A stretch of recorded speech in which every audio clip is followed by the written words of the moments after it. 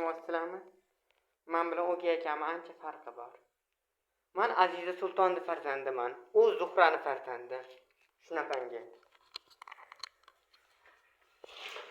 Hozir senga xonalar tozalab qo'ymasam ishonasizlarmi? Ertadan keyin bo'lgan mehmon kirib bo'lmaydi. Bu ahvol mehmon ham men sizlarga mehmon bo'lgandan ko'ra kelmaganim yaxshi deb o'radi.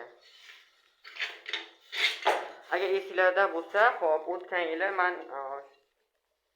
o'tgan yili tug'ilgan kunimni shu xonada nishonlayman deb nishonlagan edim.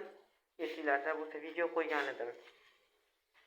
Ana o'sha xona shu. Ishonmaysizlar, yer bilan osmoncha farq bo'lib ketgan. Yo'q, qaysi ahmoq o'zini uyiga tovuq olib kiradi? Yappa-yap xonaga.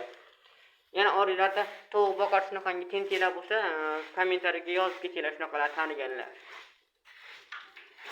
Yo'q, qanaqasi yappa-yap xonaga?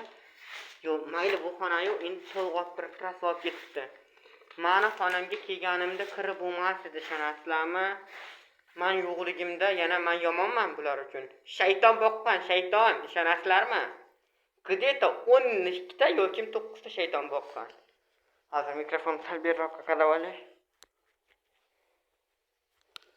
Nimaga buni deyapman, bilasizlarmi? Chunki odam oyog'ini qo'ysa adashib qoladigan vaziyatida men kelganimda o'zim xona. Ishonasizlarmi? Odam kirsa adashib qolar edi shu uyda. Men keyin kelib tozalab astinanchi to'g'rilab oldim. Ali, uyni buzib qaytadan g'ishni g'ish qilib bergan deb bo'ldim, ishonasizlarmi? Tozalaguncha ham.